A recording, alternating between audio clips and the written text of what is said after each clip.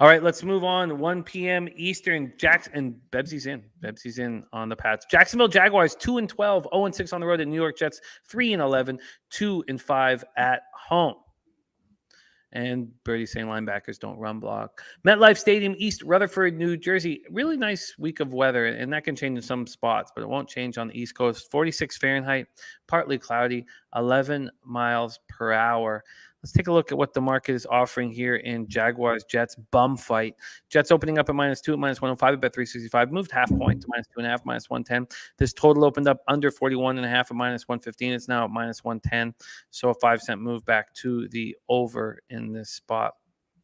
Jags had an ugly first game after the firing of Urban Meyer, losing their 6th straight game, 30-16 at home to the lowly Texans. They have now lost 8 straight to the Texans. And shout out to Dennis Garcia. While everybody on Sunday was all over the Jags, he said, Titans and lock it in. This is a perfect spot. And the points are way too many points, and they win outright.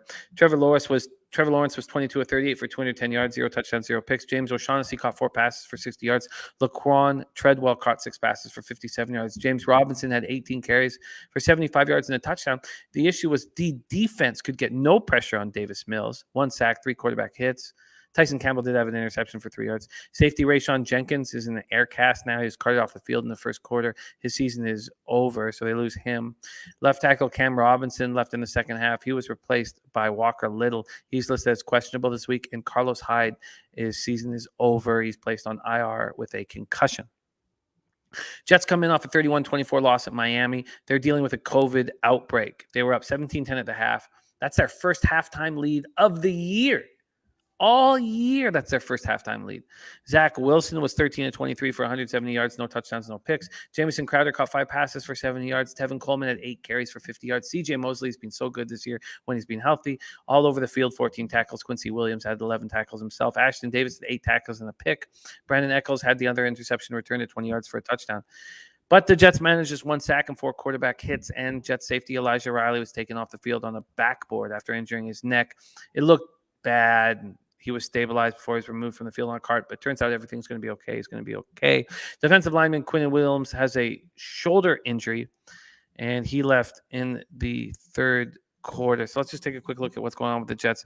They're still hoping to get Becton to start practicing, Mekhi Becton, but is there a reason to have him come back now?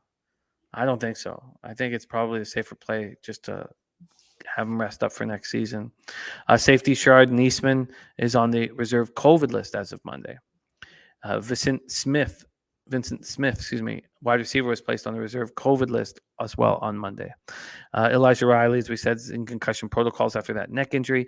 John Franklin Myers is on the reserve COVID list, defensive end John Franklin Myers. So Ryan Griffin, doubtful with a knee injury. Quinn Williams, defensive tackle, is expected to be good to go coming up this week. But they have a ton of COVID issues as well. So they have Hamza Nasruddin, linebacker. He's still on the COVID list.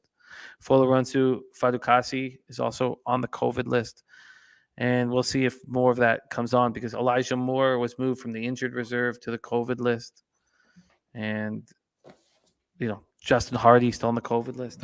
A lot of problems over in New York. Bum fight, Bebsie. Is there an angle here anywhere? I mean, listen, I don't want to bet this, but I think Jacksonville takes care of business this weekend. They're slightly healthier. Now a week removed from Urban Meyer, it was a short Urban Meyer-less week for them. I think it's Jacksonville or no play here. The New York Jets are injuries upon COVID. And this is not a good spot. I mean, you're playing the Jags at home. That should be a good spot. That should always be a good spot. But I don't know. It's hard for me to break down such a dog shit match. This is going to be billed as the number 1 overall pick versus the number 2 overall pick. But the number 1 overall pick, at least he's got some weapons kicking around. Once Elijah Moore went down, Zach had pretty much nothing.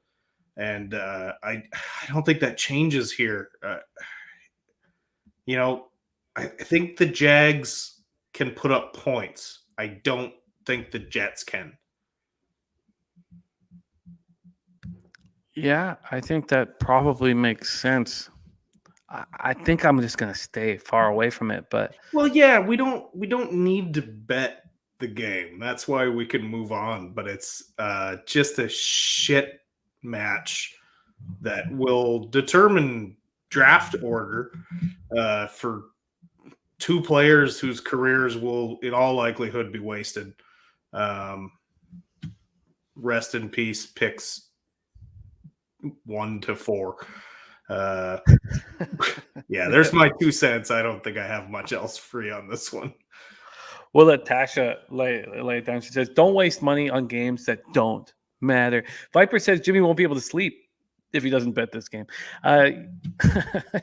Yeah, we got a nice little winning streak going on here, and I want to try to get my 9th straight winning week, and I don't want this to get in the way of it. So let's just move on from that point